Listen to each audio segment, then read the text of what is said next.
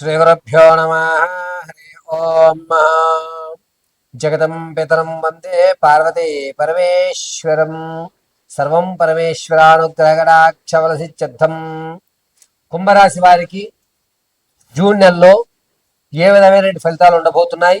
ఆర్థికంగా నిలబడే అవకాశం ఉంటుందా? ఆరోగ్య సమస్యలైనా పొంచి ఉన్నాయా? ప్రమాదాలు తప్పించుకునేటువంటి మార్గాలు ఏమిటి? అదేవిధంగా తాత ముత్తాతల నుంచి లభిస్తున్నటువంటి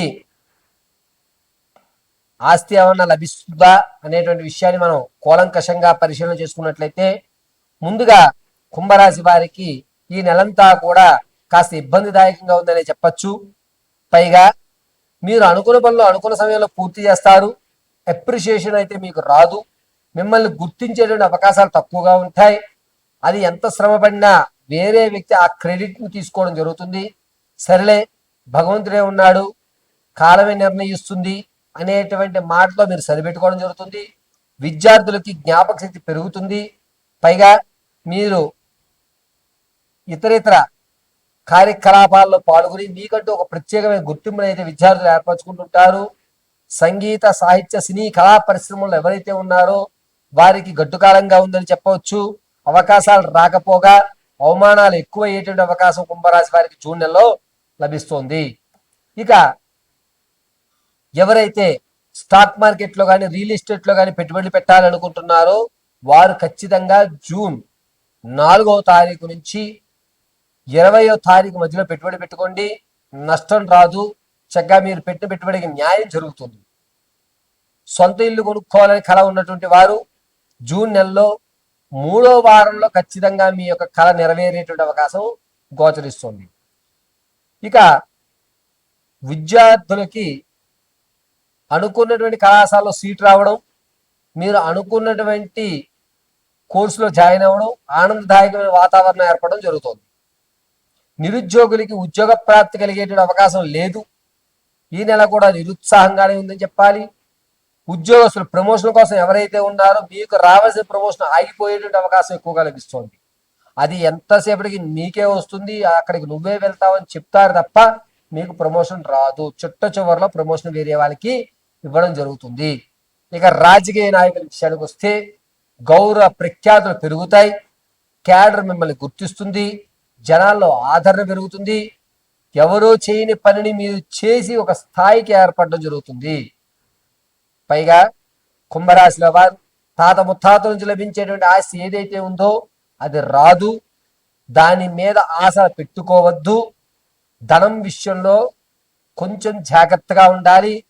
మీరు చేసేటువంటి ప్రణాళిక ఏదైతే ఉందో అది ఖచ్చితంగా నెరవేరుతుంది. కానీ ఈ ప్రణాళిక అంటే ఇక్కడ తీసి అక్కడ పెట్టడం, అక్కడ డబ్బులు ఇక్కడ మార్చుకోవడం, ఇటువంటి ప్రణాళికలో పూర్తి బాధ్యత మీరే వహించండి. ఏం చేస్తే బాగుంటుంది అని సలహా పక్క వాళ్ళని అడగద్దు. దానివల్ల మీరు తప్పుదోవ తొక్కేటువంటి అవకాశం గోచరిస్తోంది. ఇక కుంభరాశిలో ఉన్నటువంటి వారు ఆరోగ్యం విషయంలో చాలా జాగ్రత్తగా ఉండాలి. ఈ నెలలో కంటికి సంబంధించి కానీ లేదా చర్మ వ్యాధులకు సంబంధించి కానీ ప్రబలేటువంటి అవకాశం ఎక్కువగా గోచరిస్తూ ఉంది. సంతానం కోసం ఎవరైతే చూస్తున్నారో వారికి సంతానం కలిగేటువంటి అవకాశం 2వ వారంలో శుభవార్త అయితే వింటున్నారు. వివాహం కోసం ప్రారంభం చేద్దాం, ఈ నెలైనా మనం సంబంధాలను వెతకచ్చా అంటే కనుక ఈ నెలలో ఎట్టి పరిస్థితుల్లో సంబంధాలు వెతకవద్దు. ఇక కుంభరాశిలో ఉన్నటువంటి వారు మీ యొక్క ఆరోగ్యంలో లేదా ఆర్థిక సమస్యల నుంచి బయటపడాలి అనుకుంటే కనుక కింద స్క్రోల్ అవుతున్న నెంబర్ని సంప్రదించండి.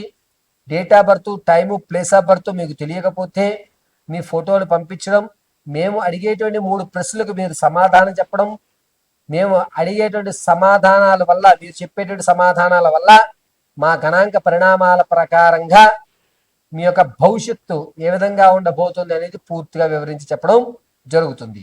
అయితే ఈ నెలంతా కూడా కుంభరాశి వారు ఆరోగ్య సమస్య నుంచి బయటపడటానికి గురుపారాయణ చేయడం చాలా ఉత్తమం. దత్తాత్రేయ దర్శనం చేసుకోండి లేదా గోసేవలు చేయడం అత్యంత ఉత్తమమైన ఫలితాలుగా లభిస్తాయి. పశువులకి కానీ లేదా భైరవుడు కుక్కలకి కానీ మీరు అన్నం, నీళ్లు ఇటువంటివి దానం చేయడం ఈ నెలలో కుంభరాశి వారికి మంచి ఫలితాలు ఏర్పడుతూ ఉంటాయి. పైగా ఈ కుంభరాశి వారు ఈ నెలంతా కూడాను స్ఫటికమాల ధరించండి, అద్భుతంగా కలిసి వస్తుంది. మీ యొక్క ఆలోచన ధోరణి మారకుండా ఒక కంట్రోల్ అనేటువంటిది ఏర్పడుతూ ఉంటుంది. ఈ కుంభరాశి వారు ప్రతిరోజు కూడా చందనాన్ని ధరించండి, పరమేశ్వర కటాక్షం కలుగుతుంది. ప్రతి గురువారం రోజున దత్తాత్రేయ స్వామి వారికి పసుపు పుష్పాలతో అర్చన చేయడం అత్యంత క్షేమదాయకంగా ఉంటుంది. కావున కుంభరాశి వారు ప్రతి గురువారం రోజున పసుపు పుష్పాలతో అర్చన చేయడం, చపాతీని మీరే స్వయంగా తయారు చేసుకుని వాటిని ఆవుకి కానీ భైరుడు కుక్కలకు కానీ పెట్టడం అత్యంత శ్రేయస్కరమైన విషయం. గురువారము, ఆదివారము, మంగళవారము ఈ 3 రోజులు కూడా తెల్లటి వస్త్రాన్ని ధరించండి, పరమేశ్వర కటాక్షం కలుగుతూ ఉంటుంది.